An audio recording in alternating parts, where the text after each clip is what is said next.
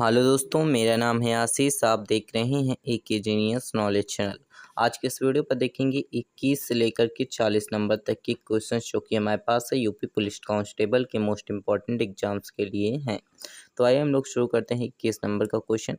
निम्नलिखित में से कौन सा विकल्प वाक्यांशों के लिए एक शब्द के लिए सही जोड़ा नहीं है? जो बहुत बोलता है, जो कुछ नहीं जानता, अज्ञ, और जो मापा ना जा सके, अपरिमेय, और इसी के साथ जो अनुकरण करने योग्य हो, विश्वसनीय। इसका जो राइट आंसर हो जाएगा ऑप्शन डी हो जाएगा, अनुकरण करने योग्य हो, विश्वसनीय। ये जो जोड़ा है वो सही नहीं है। इसी के साथ हम आइए बात कर लेते हैं। यहाँ पर कुछ वाक्यांशों के दिए हुए हैं। जो अनुकरण करने योग्य हो, अनुकरणीय होता है। जो मापा ना जा सके, अपरिमेय होता है। जो कुछ ना जानता हो, अज्ञ होता है। और जो बहुत बोलता हो, वाचल होता है। जो जिसका विश्वास किया जा सके, वो विश्वसनीय होता है। इसी के साथ आइए बात कर लेते हैं 22 नंबर का क्वेश्चन। तो 22 नंबर का क्वेश्चन हमारे पास है, जो भेदा ना जा सके वाक्यांशों के लिए एक शब्द होगा, क्या होगा? तो इसका जो राइट आंसर हो जाएगा अभेद। अर्थात जो भेदा ना जा सके वाक्यांशों के लिए एक शब्द अभेद होगा। जो पुरुष लोहे जैसा मजबूत हो, लौह पुरुष होगा। और जिसे हम कठिनाई में सदा भेदा जा सके, जिसे कठिनाई में सदा भेदा जा सके उसे हम ध्रुवभेद कहते हैं। और जो सर्वशक्ति संपन्न हो उसे हम सर्वशक्तिमान कहते हैं। इसी के साथ आइए बात कर लेते हैं 23 नंबर का क्वेश्चन। तो वहल और उरग, उन्नग निम्नलिखित में से किसके पर्यायवाची शब्द हैं? तो इसका जो राइट आंसर हो जाएगा, शाप के पर्यायवाची शब्द कौन कौन से हैं? तो इसका जो राइट आंसर होगा हमारे पास व्याल, उरग और उन्नत, जो कि हमारे पास है सांप के पर्यायवाची शब्द हैं। तो आइए हम बात कर लेते हैं सांप के कौन कौन से पर्यायवाची शब्द होते हैं। तो व्याल, उरग, उन्नग, नाग, विषधर, भुजंग, अहि और हमारे पास फड़ीस आदि, जो कि सांप के पर्यायवाची शब्द हैं। अन्य शब्दों में देखते हैं तो हाथी का कौन सा होता है? गज होता है, मतंग होता है, और हमारे पास जेंद्र होता है, और हमारे पास मदकल होता है। और भौरा का भैगर होता है, भौरा होता है, मधुप होता है, मधुकर होता है, और हमारे पास सिलीमुख अली होता है। ये सारे भौरे के जो कि हमारे पास ये पर्यायवाची हैं।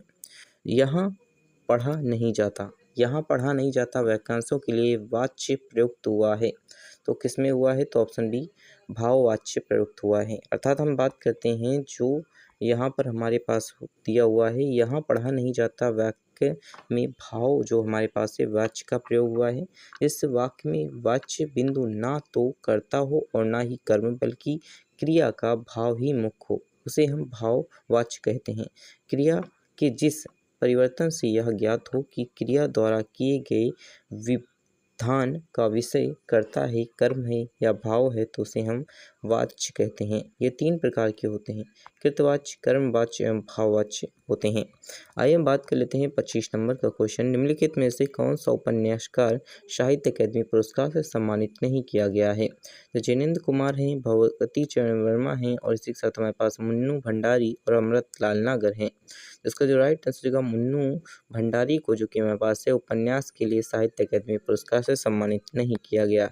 साहित्य अकादमी पुरस्कार होता क्या है? तो आइए देखते हैं। साहित्य अकादमी पुरस्कार प्रतिवर्ष मान्यता प्राप्त भारत की 24 प्रमुख भाषाओं में से प्रत्येक में प्रकाशित सर्वोत्कृष्ट साहित्यिक कृति को प्रदान की जाती है।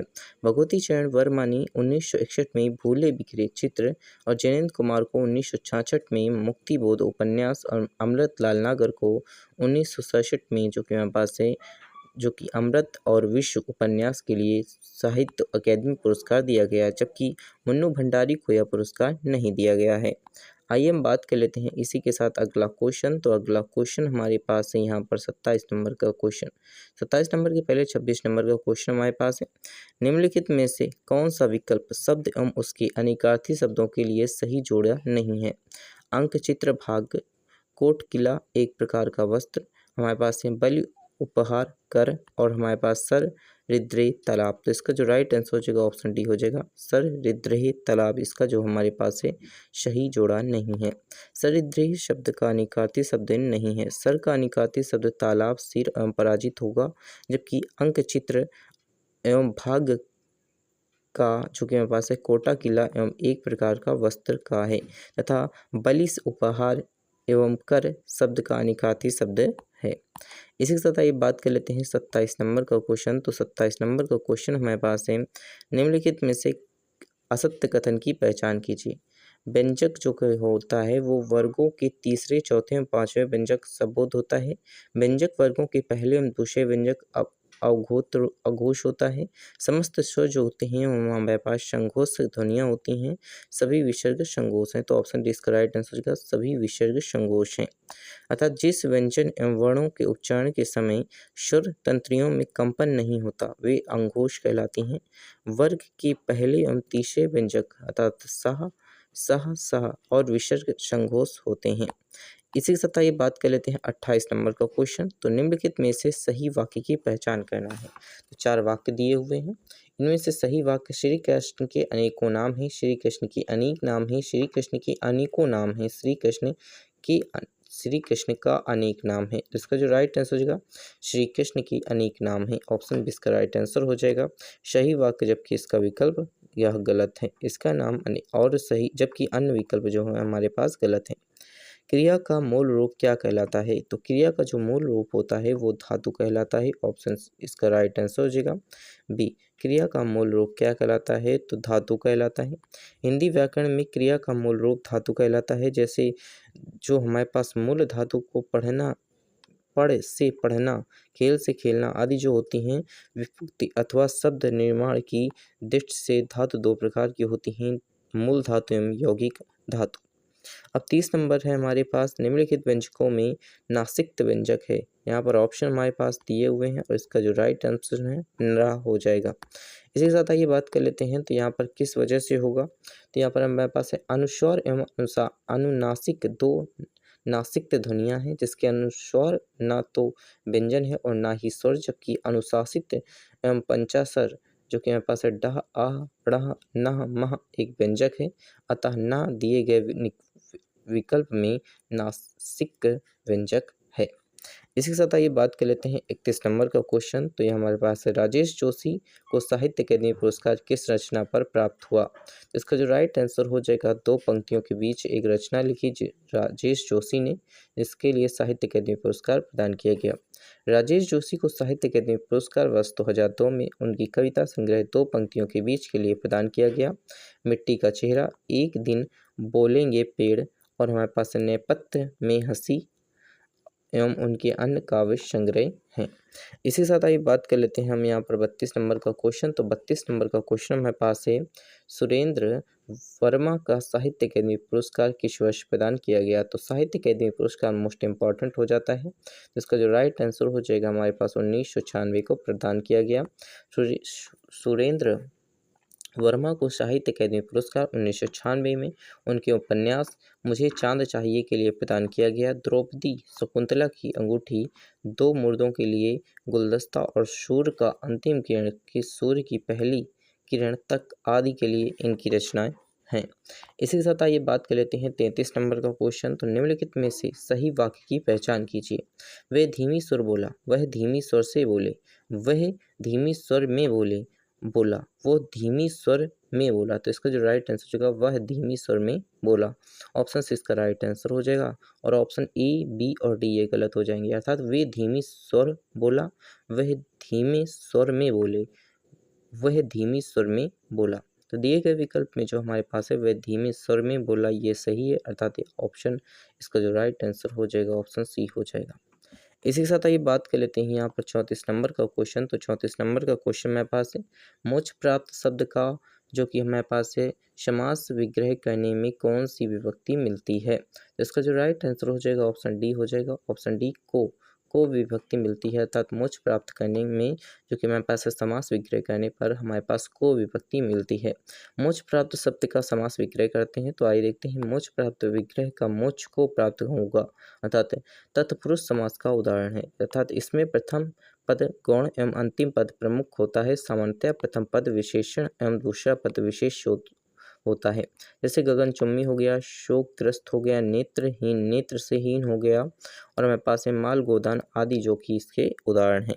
इसी के साथ ये बात कर लेते हैं यहाँ पर हम अगला क्वेश्चन। तो अगला क्वेश्चन हमारे पास है यहाँ पर 35 नंबर का क्वेश्चन। 35 नंबर का क्वेश्चन हमारे पास है, सांप से चुंदर की गति होना अर्थात मुहावरे का सही अर्थ क्या है? तो इसका जो राइट आंसर हो जाएगा हमारे पास असमंजस में पड़ना। शाप से सुंदर की गति होना अर्थात असमंजस में पड़ना। गति होना मुहावरे का सही अर्थ है। असमंजस में पड़ना मुहावरा जो होता है हमारे पास हाथ पांव फूलना, डर जाना या फिर घबरा जाना, ये भी मोस्ट इंपॉर्टेंट हो जाता है। इसी के साथ आइए बात कर लेते हैं यहाँ पर 36 नंबर का क्वेश्चन। तो निम्नलिखित में से कौन सा विकल्प जो कि हमारे पास से सिमोलित नहीं है? तो इसका जो हमारे पास ऑप्शन दिए हुए हैं ABCD। तो यहाँ पर हमारे पास है अनप्रास समास व्यंजकों की प्रवृत्ति होती है। श्लेष एक शब्द के दो या दो से अधिक निकलते हैं। उपेक्षा उपमेय में उपमान की कल्पना या संभावना प्रकट की जाए। संदेह जहाँ उपमान उपमान में उपमेय का संदेह प्रकट हो। तो इसका जो राइट आंसर हो जाएगा ऑप्शन डी हो जाएगा। संदेह अलंकार वह अलंकार होता है जिसमें उपमान में उपमेय का संदेह प्रकट होता है। अर्थात यहाँ पर हमारे पास दिया हुआ है जहाँ उपमेय और उपमान में समान समता देखकर यह निश्चय नहीं हो पाता कि कौन उपमेय है और कौन उपमान अर्थात संदेह बना रहता है, वहाँ संदेह अलंकार होता है। विकल्प डी इसका जो राइट आंसर हो जाएगा, जबकि अन्य विकल्प जो होंगे ये गलत होंगे।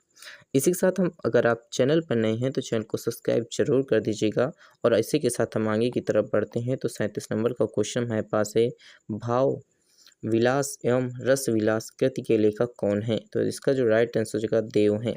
रीतिकालीन जो कि हमारे पास रीति विद्य काव्यधारा के महान कवि देव का जन्म इटावा उत्तर प्रदेश में हुआ था।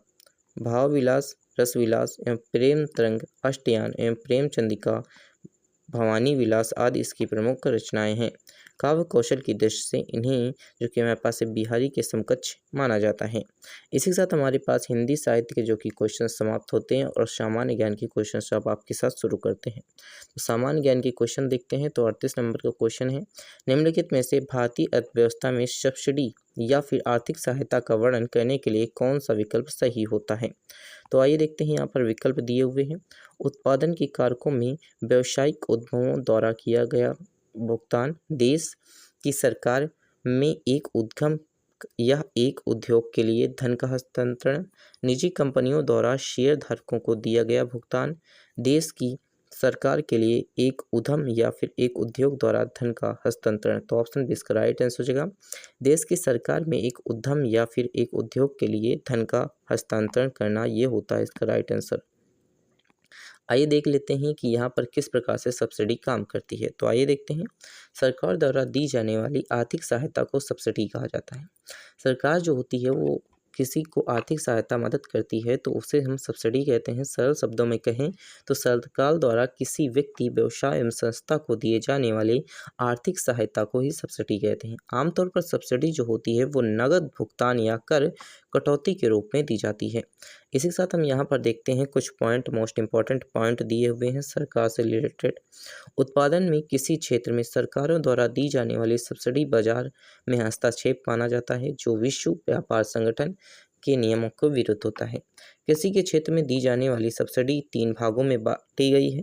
कृषि सब्सिडी जो होती है वो 3 भागों में बांटी गई है। तो आइए देखते हैं कौन कौन सी हमारे पास बांटी गई हैं।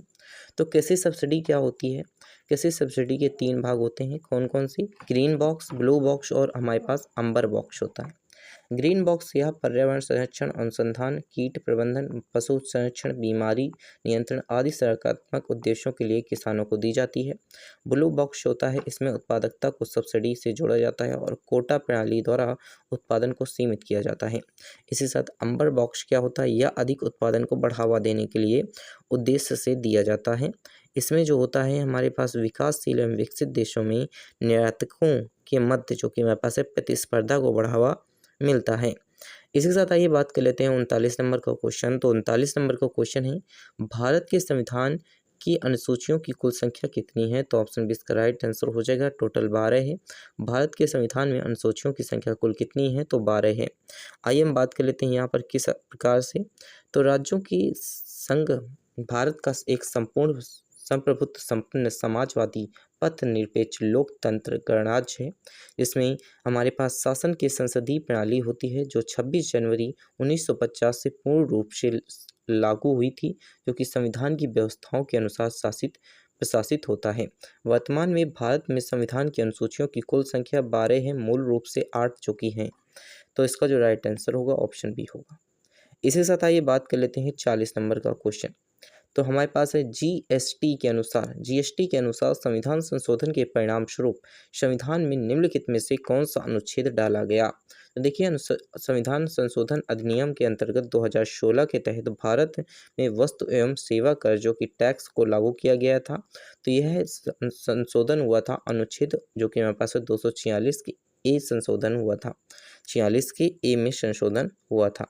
इसी के साथ अगर आपको चैनल पर वीडियो अच्छी लग रही है तो वीडियो को लाइक करके अपने दोस्तों के साथ शेयर जरूर कर दीजिएगा। और साथ ही यहाँ पर 2 पॉइंट्स दिए हुए हैं तो इन 2 पॉइंट्स को भी देख लेते हैं। तो इन 101 में संविधान संशोधन द्वारा एक नया अनुच्छेद 246 ए डाला गया जिसमें जो कि हमारे पास है जीएसटी के बारे में विशेष उपबंध है। इसी के साथ हमारे पास है प्रयास तथ्य है कि भारत में जीएसटी को 1 जुलाई 2017 में लागू किया गया था। इसी के साथ अगर आपको ये पीडीएफ चाहिए तो आप हमारे टेलीग्राम ग्रुप से जुड़ सकते हैं जिसका लिंक आपको इसी वीडियो के डिस्क्रिप्शन बॉक्स में मिल जाएगा। Thanks for watching this video.